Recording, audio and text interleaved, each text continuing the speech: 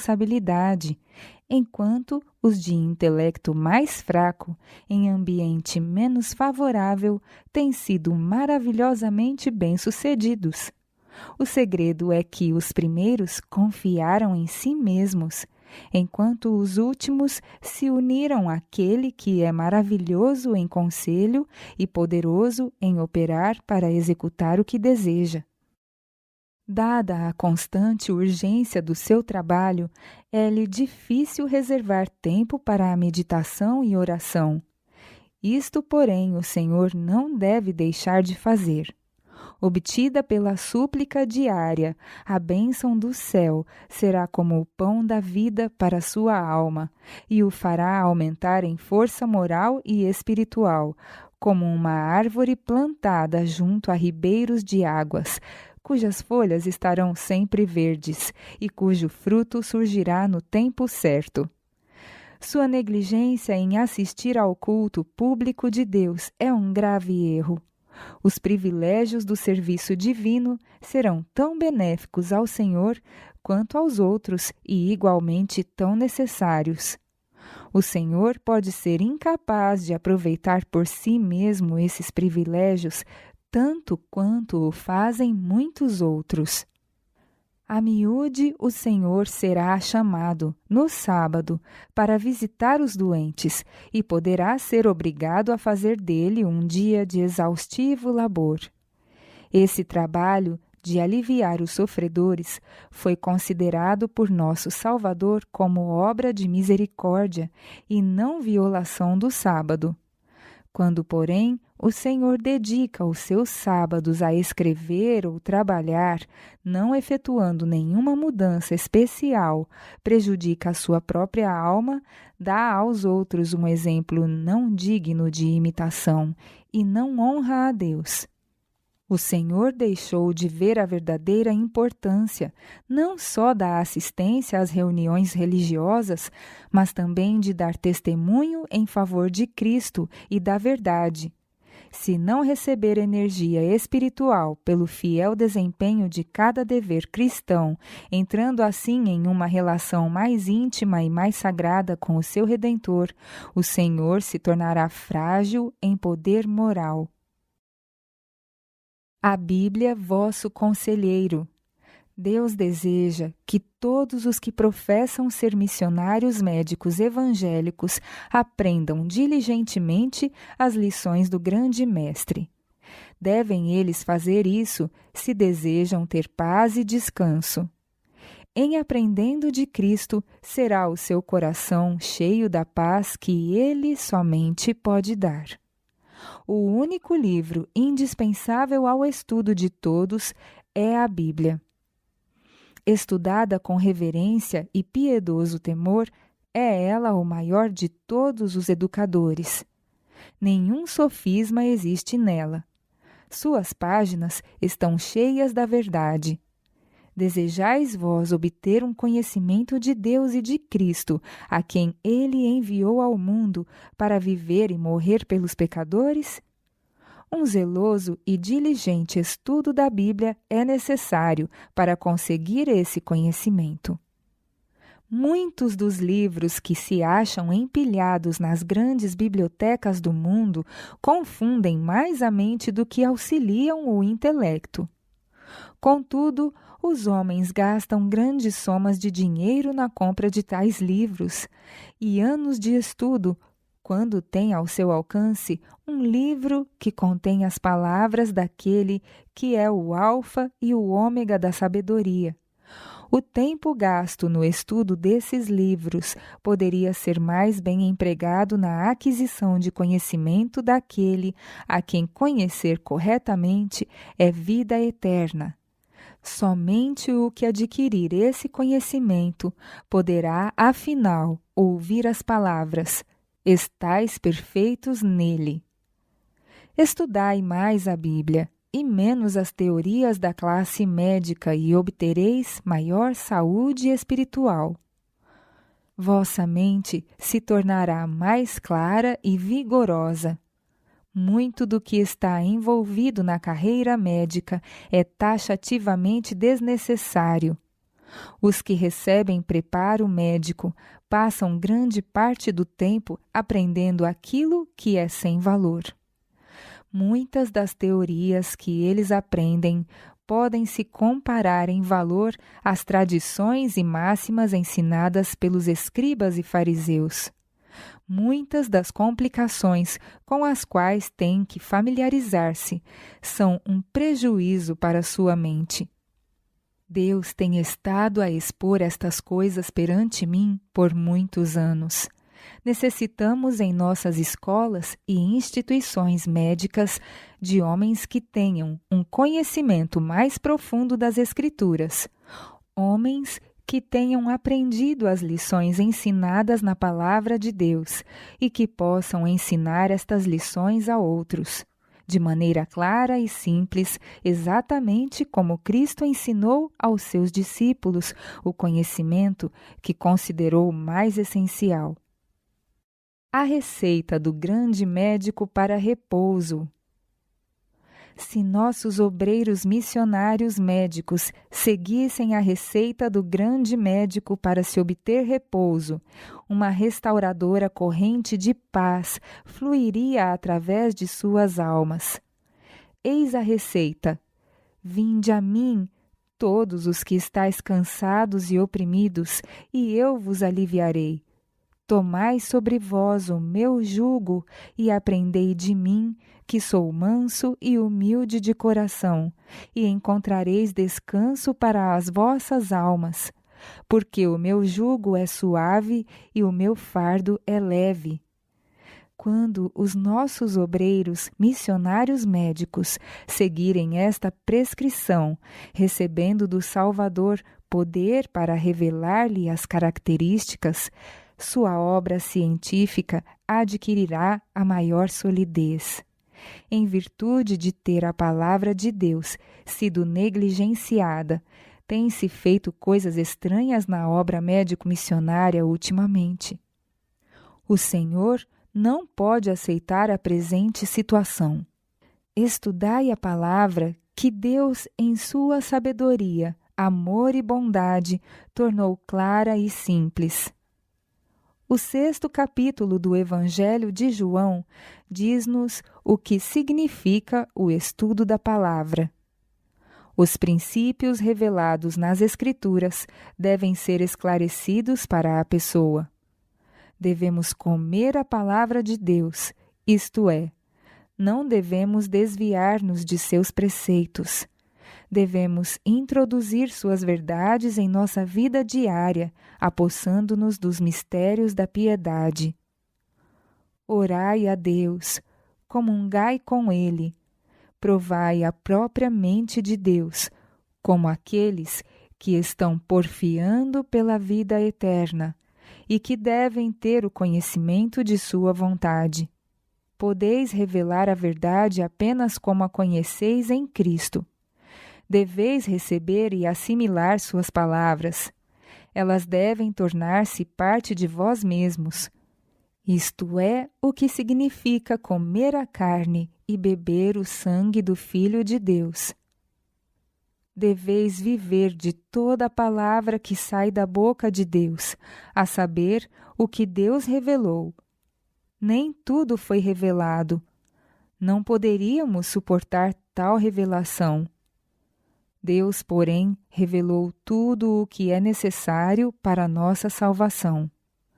Não devemos deixar sua palavra pelas suposições dos homens. Obtende um conhecimento experimental de Deus, usando o jugo de Cristo. Ele dá sabedoria aos mansos e humildes, habilitando-os a ajuizar do que é a verdade, trazendo à luz o porquê e para quê, indicando o resultado de certas ações. O Espírito Santo ensina o estudante das Escrituras a julgar todas as coisas pelo padrão de justiça, verdade e retidão. A revelação divina o supre do conhecimento de que ele necessita. e o conhecimento necessário será dado a todos os que vierem a Cristo, que receberem e praticarem os seus ensinamentos, fazendo de suas palavras uma parte de sua vida. Os que se colocam sob a orientação do grande missionário médico para serem cooperadores seus, obterão um conhecimento que o mundo, com toda a sua tradicional erudição, não pode proporcionar. Tornai a Bíblia vosso conselheiro. Vossa familiaridade com ela aumentará rapidamente se mantiverdes a mente livre do lixo do mundo. Quanto mais a Bíblia for estudada, tanto mais profundo será vosso conhecimento de Deus. As verdades de sua palavra vos serão escritas na alma, causando uma indelével impressão. Não só o próprio estudante será beneficiado pelo estudo da palavra de Deus. Seu estudo é vida e salvação para todos com quem ele se associa. Sentirá ele uma sagrada responsabilidade de comunicar o conhecimento que recebe. Sua vida revelará o auxílio e a força que ele recebe da comunhão com a palavra. A santificação do Espírito será vista nos pensamentos, nas palavras e nos atos. Tudo o que ele diz e faz anunciará que Deus é luz e que nele não há treva alguma. De tais pessoas pode o Senhor Jesus dizer realmente: são cooperadores de Deus. Qualificações necessárias. Foi-me mostrado que os médicos e auxiliares devem ser da mais alta ordem, pessoas que tenham um conhecimento experimental da verdade, que imponham respeito e em cuja palavra se possa confiar. Devem ser pessoas que não possuam imaginação doentia, que tenham perfeito domínio próprio, que não sejam caprichosas ou inconstantes, que sejam destituídas de ciúmes e de ruins suspeitas. Pessoas que tenham um poder de vontade que não se renda a pequenas indisposições, que sejam livres de preconceito, que não pensem mal, que reflitam e hajam calma e atenciosamente, tendo sempre em vista a glória de Deus e o bem dos outros. Jamais deve alguém ser exaltado a uma posição de responsabilidade simplesmente pelo fato de desejá-la. Devem-se escolher unicamente aqueles que estão qualificados para a posição. Os que devem assumir responsabilidades precisam ser primeiro provados e dar evidência de que são isentos de inveja, de que não tomam antipatia a esta ou aquela pessoa, ao passo que têm alguns amigos favoritos e não fazem nenhum caso de outros. Praza a Deus que todos possam agir de maneira correta nessa instituição. Oração pelos enfermos. No que tange a oração pelos enfermos, estive considerando muitas coisas que me foram apresentadas no passado com respeito a este assunto. Suponhamos que 20 homens e mulheres se apresentassem como objeto de oração em alguma de nossas reuniões campais. Isso não seria improvável, pois aqueles que estão enfermos farão tudo o que estiver ao seu alcance para obterem alívio e recobrarem as energias e a saúde. Desses 20, poucos haviam dado atenção à luz sobre o assunto da pureza e da reforma de saúde. Haviam negligenciado a prática dos princípios corretos no comer e no beber e no cuidar de seu corpo, e alguns dos casados haviam formado grosseiros hábitos e condescendido com práticas profanas, enquanto, dentre os que eram solteiros, alguns haviam sido descuidados para com a saúde e a vida, desde que em fúlgidos raios havia a luz brilhado sobre eles. Não haviam, porém, tido respeito para com a luz, nem haviam andado de maneira circunspecta. Mesmo assim, solicitam as orações do povo de Deus e vão em busca dos anciãos da igreja. Reconquistassem a bênção da saúde, e muitos deles seguiriam a mesma conduta de desatenta transgressão às leis da natureza, a menos que sejam iluminados e completamente transformados. O pecado levou muitos deles ao ponto em que estão, a um estado de enfraquecimento da mente e debilidade do corpo. Deve ser feita a oração ao Deus dos céus, para que sua cura venha a eles naquele momento e local, sem o estabelecimento de quaisquer condições? Respondo não, taxativamente não. Que então se deve fazer? Apresentar seus casos àquele que conhece cada indivíduo pelo nome. Apresentai estas considerações às pessoas que vêm pedir as nossas orações. Somos humanos, não podemos ler-vos o coração ou conhecer os segredos de vossa vida. Estes são conhecidos apenas por vós mesmos e por Deus. Se agora vos arrependeis do vosso pecado, se qualquer de vós puder ver que, em certo sentido, tem andado contrariamente à luz que Deus vos deu, e tem deixado de dar honra ao corpo, templo de Deus, mas por hábitos errôneos tem degradado o corpo que é propriedade de Cristo, confesse estas coisas a Deus, a não ser que o Espírito Santo opere em vós de maneira especial para confessardes ao homem os vossos pecados de natureza oculta. Não os segredeis a nenhuma alma. Cristo é vosso Redentor. Ele não tirará nenhuma vantagem da confissão de vossas humilhações. Se tiverdes pecado de caráter oculto, confessai-o a Cristo, único mediador entre Deus e o homem. Se alguém pecar, temos um advogado para com o Pai, Jesus Cristo, o justo. Se tendes pecado retendo de Deus o que lhe pertence em dízimos e ofertas, confessai a Deus e à Igreja o vosso delito e atendei à admoestação que ele vos deu.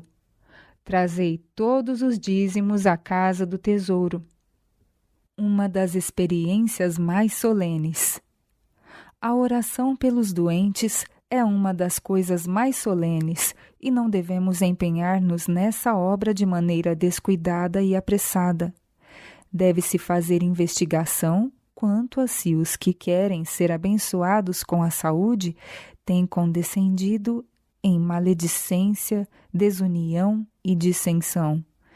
Tem eles semeado discórdia entre os irmãos e irmãs da Igreja? Se essas coisas foram praticadas, devem ser confessadas diante de Deus e da Igreja. Quando os erros forem confessados, os motivos de oração podem ser apresentados a Deus com ardor e fé, na medida em que o Espírito de Deus atuar sobre vós. Nem sempre, porém, é prudente suplicar cura incondicional. Vossas orações devem incluir este pensamento: Senhor, conheces todos os segredos da alma. Estás familiarizado com estas pessoas, pois Jesus, seu advogado, deu a vida por elas. Ama-as ele mais do que possivelmente possamos fazê-lo. Se, pois, for para a tua glória e o bem dessas almas aflitas, que lhes seja restabelecida a saúde, pedimos-te, em nome de Jesus, que lhes seja restituída a saúde neste momento. Nenhuma falta de fé é manifestada em uma petição dessa espécie. O Senhor não aflige nem entristece de bom grado aos filhos dos homens. Como um pai se compadece de seus filhos, assim o Senhor se compadece daqueles que o temem. Conhece ele o nosso coração, pois lê todos os segredos da alma. Ele sabe se aqueles em favor de quem se fazem petições seriam capazes de suportar a aflição e a prova que sobre eles viria caso vivessem. Conhece o fim desde o princípio. Muitos serão levados a repousar antes que a prova de fogo do tempo de tribulação venha sobre o nosso mundo. Essa é outra razão por que deveríamos dizer no fim de nossa fervorosa petição: todavia não se faça a minha vontade, mas a tua. Tal súplica jamais será registrada no céu como uma oração falta de fé. Ao apóstolo foi ordenado escrever: Bem-aventurados os mortos que desde agora morrem no Senhor. Sim, diz o Espírito, para que descansem dos seus trabalhos e as suas obras os sigam. De acordo com isso, podemos notar que nem todos devem restabelecer-se, e se não recobrarem a saúde, não devem ser julgados indignos da vida eterna. Se Jesus, o Redentor do mundo, orou: Meu Pai, se é possível, passe de mim este cálice, e aduziu: Todavia, não seja como eu quero, mas como tu queres. Quão apropriado é que os seres finitos façam a mesma entrega à sabedoria e vontade de Deus. De acordo com a sua vontade.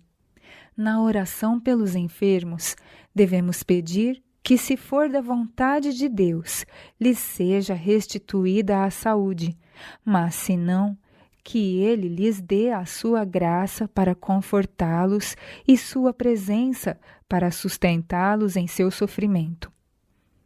Muitos que deviam pôr sua casa em ordem negligenciam fazer isso por confiarem que lhes será restituída a saúde em resposta à oração. Apoiados em uma falsa esperança, não sentem necessidade de pronunciar palavras de exortação aos filhos, pais ou amigos, e isto é uma grande infelicidade. Apegados à promessa de que serão curados se orarem em prol da saúde, não se animam a fazer uma referência quanto à maneira em que suas propriedades devem ser distribuídas, como sua família deve ser cuidada, nem expressam qualquer desejo com relação a assuntos sobre os quais falariam se achassem que seriam levados pela morte.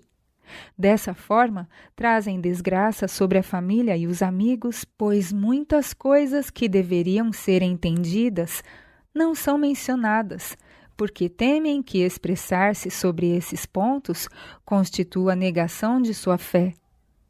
Crendo que serão curados pela oração, deixam de usar medidas saudáveis que estão ao seu alcance, temendo que isso indique negativa de sua fé. Sou grata a Deus pelo fato de ser nosso privilégio cooperar com Ele na obra de restauração, valendo-nos de todas as possíveis vantagens na recuperação da saúde. Não constitui nenhuma negação de nossa fé colocar-nos em condições mais favoráveis de recuperação. Submissão e fé. Nesses casos de aflição, em que Satanás exerce domínio sobre a mente, devia proceder-se antes da oração a um exame escrupuloso de si mesmo, a fim de verificar se existem pecados que precisam ser confessados e abandonados. É mister que haja profunda humilhação da alma diante de Deus e se tenha confiança humilde nos merecimentos do sangue de Cristo. A oração e o jejum nada conseguem enquanto o coração estiver aliado de Deus por um procedimento errôneo. Ler Isaías, capítulo 58, versículos 6, 7, 9 a 11. É trabalho de coração o que o Senhor exige. Boas obras provindas de um coração repleto de amor. Todos deveriam, cuidadosa e devotamente, investigar seus motivos e ações. A promessa de Deus a nós é sob condição de obediência, submissão a todas as suas ordens. Ler Isaías capítulo 58, versículos de 1 a 3. Fé e calma. Foi-me mostrado que em casos de enfermidade, em que não houver impedimento algum para que sejam feitas orações em favor do doente, o caso deveria ser confiado ao Senhor com calma e fé, e não com tempestade de excitamento. Só Ele é quem conhece a vida passada do indivíduo e sabe também o que será o seu futuro. Conhece o coração de todos os homens, sabe se o doente, depois de restabelecido, glorificará seu nome ou se, pelo seu desvio e apostasia, virá a desonrar a Deus. Tudo o que nos compete fazer é pedir-lhe que restabeleça o doente de conformidade com sua vontade e crer que ele tomará em consideração as razões apresentadas e as orações que a favor do enfermo forem feitas. Se o Senhor vir que o restabelecimento do doente é para a sua glória, atenderá às nossas orações. Insistir, porém, na cura, sem conformar-se com sua vontade, é um erro. O que Deus prometeu a todo tempo é capaz de cumprir, e a obra que confiou a seu povo a pode perfeitamente realizar por seu intermédio. Se este estiver disposto a andar em conformidade com toda a palavra que Deus falou, toda boa palavra e promessa serão cumpridas. Mas, se faltar a perfeita obediência, as grandes e preciosas promessas não serão obtidas e não se cumprirão. Tudo o que podemos fazer ao orar por um doente é suplicar a Deus com insistência a favor dele e com confiança plena depositar seu caso em suas mãos. Se atentarmos para alguma iniquidade em nosso coração, Deus não nos ouvirá. Tem o direito de fazer o que lhe apraz com o que lhe pertence. Glorificará seu nome operando nos que o seguem de coração e por meio deles, de maneira a ficar patente que é o Senhor que tudo neles opera e que suas obras se cumprem em Deus. Fé e obediência. Disse Cristo: se alguém me servir, meu Pai o honrará. Quando, pois, nos chegamos a Deus, devemos orar para que nos seja dado compreender e realizar seu propósito e nossos desejos e interesses se identifiquem com os dele. Devemos protestar-lhe nossa conformidade com sua vontade e não pedir que condescenda com a nossa. É bom para nós que o Senhor não defira sempre as nossas súplicas ao tempo e do modo que o desejamos. Assim procedendo, far-nos-á maior bem do que cumprindo nossa vontade, porque nossa sabedoria é loucura diante de Deus. Temo-nos reunido em fervorosa prece ao redor do leito de dor de homens, mulheres e crianças, e vimos que foram restituídos à vida em resposta às nossas ardentes súplicas. Nessas orações, pensamos que devíamos ser positivos e, se tínhamos fé, devíamos pedir nada menos que a vida. Não usamos juntar a nossa súplica a esta restrição: se for para a glória de Deus, temendo que isso fosse aparentar certa dúvida. Observamos atentamente os que destarte nos foram restituídos e notamos que alguns deles, particularmente jovens, depois de recebida a saúde, se esqueceram de Deus, abandonando-se a uma vida dissoluta, causando aflição e tristeza aos pais e amigos, cumulando de vergonha até os que receavam orar por eles. Não honraram nem glorificaram a Deus com sua vida, mas grandemente o desonraram com seus vícios. Desistimos, pois, de traçar a Deus a norma de proceder nesses casos e não procuramos mais incliná-lo à condescendência com nossos desejos. Se a vida do doente pode glorificá-lo, suplicamo-lhes que lhe conceda viver, porém, não como nós queremos, e sim como ele quiser. Nossa fé pode ter a mesma firmeza até provar-se mais confiante ainda, subordinando o desejo pessoal à onisciente vontade de Deus e depositando tudo com confiança em suas mãos, sem excitamentos inúteis. Temos a promessa, sabemos que Ele nos ouve se pedirmos de acordo com sua vontade. Nossas petições não devem revestir a forma de uma ordem, e sim de uma intercessão, para que se cumpra o que dele suplicamos. Quando a Igreja é unida, terá virtude e poder. Porém, se parte dela se inclina para o mundo e muitos são dados à concupiscência, que Deus aborrece, pouco lhe será possível fazer por eles. A incredulidade e o pecado separam a muitos de Deus. Somos tão fracos que não podemos suportar grande prosperidade espiritual sem nos atribuir a sua glória e arrogar bondade e justiça como motivos de bênçãos recebidas, quando tudo tem sua razão de ser na grande misericórdia e bondade do compassivo Pai Celestial, e não nalgum bem que porventura em nós houvesse. Fé e obras. Na oração pelos enfermos, é necessário ter fé, pois isto está de acordo com a palavra de Deus. A oração feita por um justo pode muito em seus efeitos. Dessa maneira, não podemos prescindir de oração pelos doentes e deveríamos sentir-nos muito tristes se não nos fosse dado o privilégio de aproximar-nos de Deus, colocar perante Ele todas as nossas fraquezas e enfermidades, contar ao compassivo Salvador tudo acerca dessas coisas, crendo que Ele ouve as nossas petições.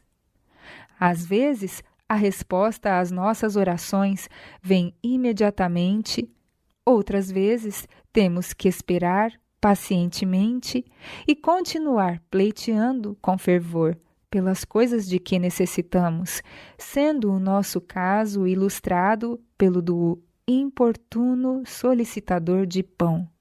Qual de vós terá um amigo e, se for procurá-lo à meia-noite, etc. Esta lição significa mais do que podemos imaginar. Devemos insistir no pedido, mesmo que não percebamos a resposta imediata às nossas orações. E eu vos digo a vós: pedi e dar-se-vos-á, buscai e achareis, batei e abrir-se-vos-á, porque qualquer que pede recebe, e quem busca acha, e a quem bate abrir-se-lhe-á.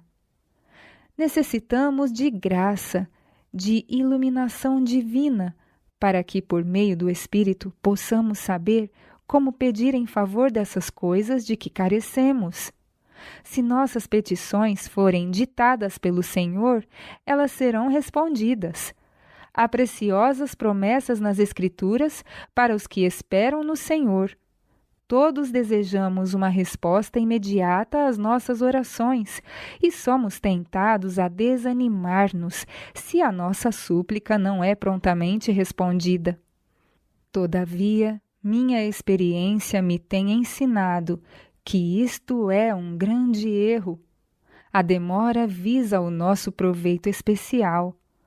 Temos a oportunidade de verificar se nossa fé é verdadeira e sincera ou se inconstante como as ondas do mar.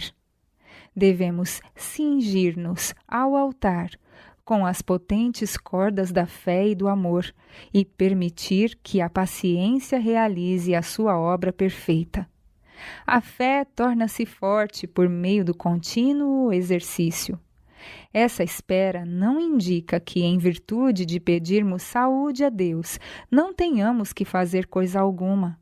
Ao contrário, devemos fazer o melhor uso dos meios que o Senhor, em sua bondade, providenciou para nós em nossas necessidades. Tenho visto tantos casos serem levados a extremos na oração em favor dos enfermos, que tenho achado necessitar este aspecto de nossa experiência de reflexão muito sólida e santificada, para que não realizemos movimentos que possamos chamar de fé, mas que na realidade não são mais do que presunção.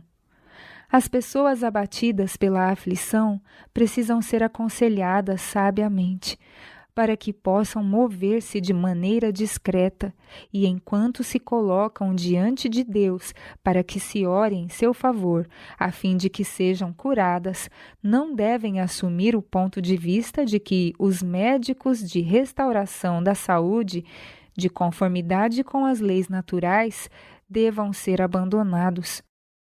Se eles são de parecer que na oração em favor de cura não devem usar os remédios simples providos por Deus para aliviar o sofrimento e auxiliar a natureza em sua obra, temendo que isso indique negação da fé, estão tomando uma posição imprudente. Isso não é negar a fé. Está em íntima harmonia com os planos de Deus. Quando Ezequias adoeceu, o profeta de Deus levou-lhe a mensagem de que morreria.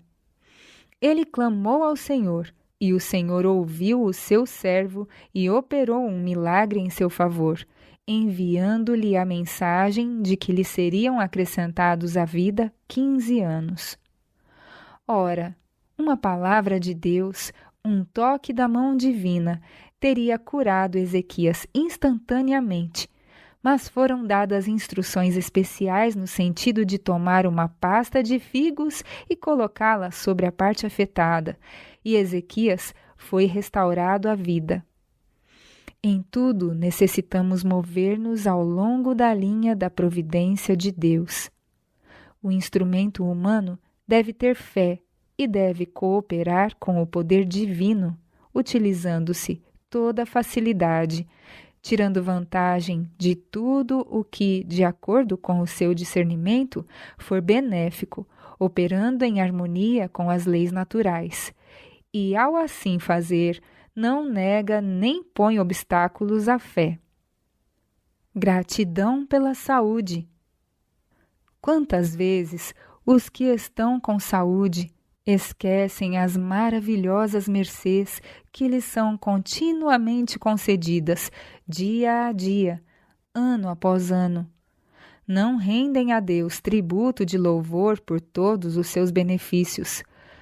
Quando sobrevém a doença, porém, lembram-se de Deus. O forte desejo de restabelecer-se induz a fervorosa oração, e isto é direito. Deus é nosso refúgio, tanto na enfermidade como na saúde. Muitos, no entanto, não lhe entregam seu caso. Eles promovem a fraqueza e a doença, preocupando-se consigo mesmos. Caso deixassem de afligir-se e se erguessem acima da depressão e das sombras, mais certa seria a cura. Devem lembrar-se com gratidão por quanto tempo gozaram a bênção da saúde, e fosse essa preciosa graça a eles restituída, não deveriam esquecer que se acham sob nova obrigação para com seu Criador. Quando os 10 leprosos foram curados, unicamente um volveu em busca de Jesus e deu-lhe glória. Não sejamos nós como os inconsiderados 9, cujo coração não foi tocado pela misericórdia de Deus. A influência do médico. Foi-me mostrado que os médicos devem entrar em uma relação mais íntima com Deus e erguer-se e trabalhar ardorosamente em sua força. Eles têm uma parte de responsabilidade a desempenhar. Não só a vida dos pacientes, mas a alma deles está em jogo. Muitos que são beneficiados fisicamente podem, ao mesmo tempo, ser grandemente auxiliados no sentido espiritual. Tanto a saúde do corpo como a salvação da alma dependem ambos em grande parte do procedimento dos médicos. É da máxima importância que eles sejam retos, que não tenham apenas o conhecimento científico, mas o conhecimento da vontade e dos caminhos de Deus. Grandes responsabilidades repousam sobre eles. Meus irmãos, deveis ver e sentir vossa responsabilidade e, em face dela, humilhar a alma diante de Deus e implorar-lhe sabedoria. Não tendes compreendido quanto à salvação das almas daqueles cujo corpo estáis procurando aliviar do sofrimento? Depende de vossas palavras, atos e comportamento. Estais realizando obra que deve suportar a prova do juízo. Deveis preservar vossa própria alma dos pecados do egoísmo, da presunção e da confiança própria. Tirar água da fonte oculta. Deveis preservar a verdadeira dignidade cristã, mas evitai toda a afetação. Sede estritamente honestos de coração e vida. Permiti que a fé, à semelhança da palmeira, estenda as suas penetrantes raízes por baixo das coisas que aparecem e obtenha o refrigério espiritual das fontes vivas da graça e da misericórdia de Deus. Há uma fonte de água que salta para a vida eterna. Deveis aurir vossa vida dessa fonte oculta. Se vos despirdes do egoísmo e fortalecerdes vossa alma pela constante comunhão com Deus, podereis promover a felicidade de todos com quem entrardes em contato. Notareis os negligenciados e informareis os ignorantes. Encorajareis os oprimidos e desanimados, e, na medida do possível, aliviareis os sofredores. E não só indicareis o caminho do céu, mas vós mesmos andareis nele. Não vos contendeis com conhecimento superficial, não exulteis por causa de lisonjas, nem vos oprimais por motivo de censuras. Satanás vos tentará a proceder de tal maneira que sejais admirados e lisonjeados, mas deveis desviar-vos de seus ardis. Sois servos do Deus vivo. Vosso trato com os enfermos é um procedimento exaustivo, e exauriríeis gradualmente as fontes da vida, caso não houvesse nenhuma mudança, nenhuma oportunidade para recreação, e se anjos de Deus vos não guardassem e protegessem.